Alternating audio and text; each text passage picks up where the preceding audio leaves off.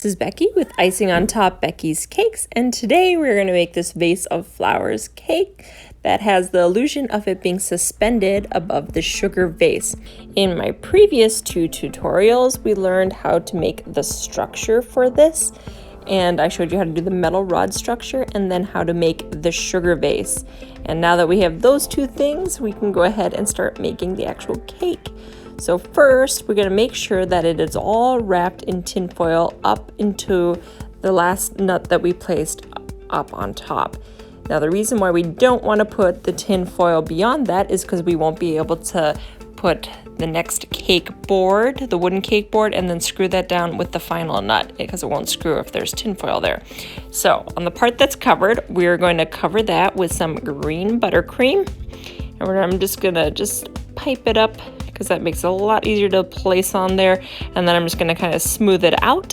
And then I'm going to use a writing tip to make the stems look more realistic. When I'm piping on my stems, I'm going to make sure that this whole green base is covered, and then I'm going to make sure that there are stems of different lengths so that they don't look all exactly the same. So that it's a little more realistic, like when you look in a vase, you're going to see different length stems. Get that all done, I'm going to put a little bit of leftover ice malt and warm it up in the microwave, and then just put it right at the base. As you can see, there's just a teeny bit of warmed up ice malt right at the base, and that'll help stick our sugar vase in place. Carefully thread our vase down through. As you know, there's a hole in the bottom of our sugar vase, but we don't want to make sure that our vase doesn't touch the sides of our buttercream. And we're going to firmly press that on our warmed up ice malt on the bottom, and when that ice malt completely cools, then this will anchor our vase and it won't slide when we carry our cake somewhere. So that's kind of important to remember, to make sure you have that little bit of ice malt down there. Then I'm going to take my 3-inch wooden round circle, and that already has the 1/4 inch circle drilled in there, and then we're going to use the 1/4 inch nut and washer.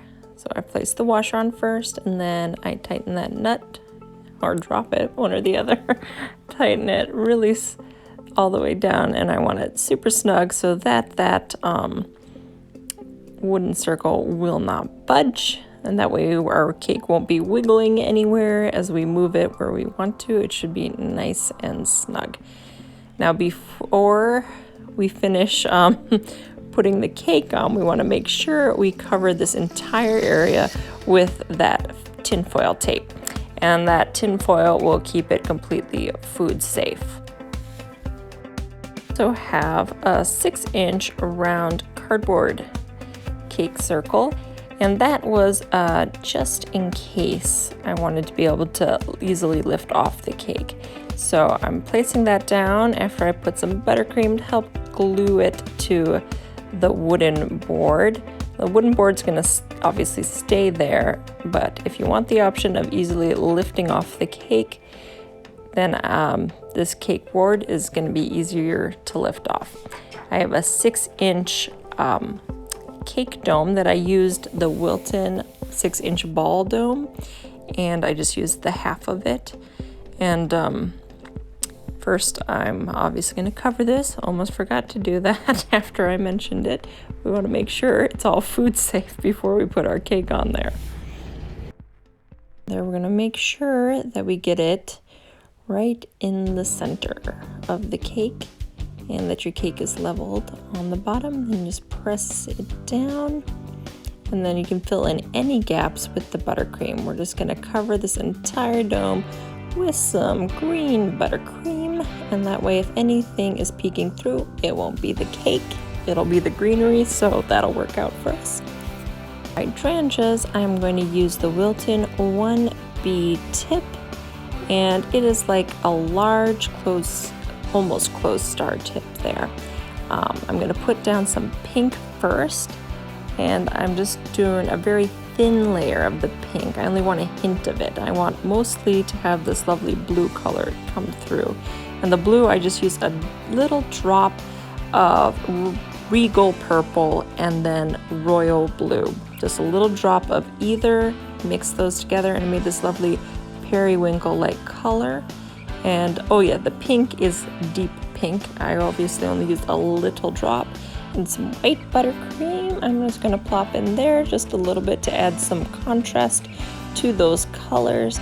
And then I'm going to take my saran wrap that I've put all this on, fold it over like this, make sure it's all sealed in together.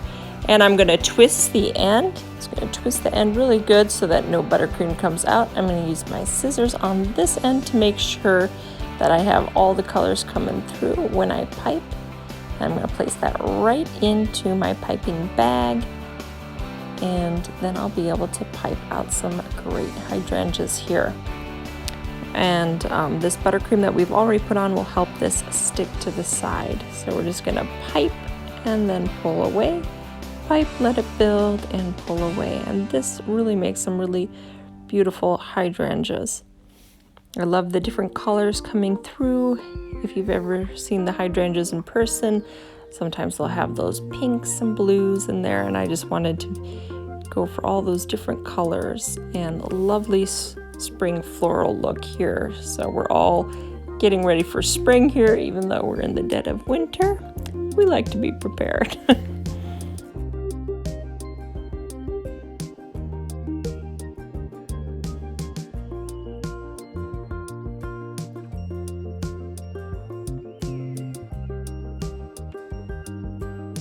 Now using our Teco 124 chip, on the thicker end, we're going to streak some of that pale pink buttercream that we used. And we're just going to make one pink streak, and then we're going to stuff it with some white buttercream.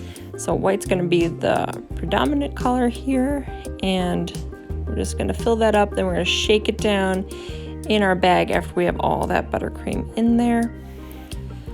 And we're going to shake it down really good to get both the colors in there really good. Make a circle with some green buttercream that I used to pipe on the cake before. And then I'm going to go out with the narrow end and then come back in. 3 base petals and then 3 layered petals over those.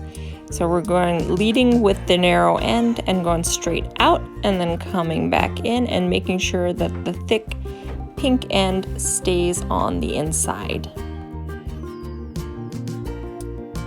The thick side is in the middle, goes straight out, and then it comes right back in. And for the 3 top petals, we're going to make sure that we have those right overlapping where our 3 base petals were at. We lead with the white, go straight up, pivot it oh so slightly, and pull it right back in. Using our gold buttercream, I use the Americolor Gold Food Coloring for this, and I'm just going to use my narrow rating tip. We let it build and we pull to do these stamens. Each one, let it build a little, pull it, and release the pressure as we pull. And you can kind of work with them there. And then I'm just using a little bit of our pink food coloring, the deep pink, and I put it right on our toothpick and just make those little dots that lilies have. And then we're going to use our 366 tip, and we're just going to make leaves for all the foliage all around. Anywhere that we don't have flowers, we're just going to fill it in with some lovely leaves, and lilies generally have longer leaves, so I'm going for that look with this. And there is our vase of flower cakes.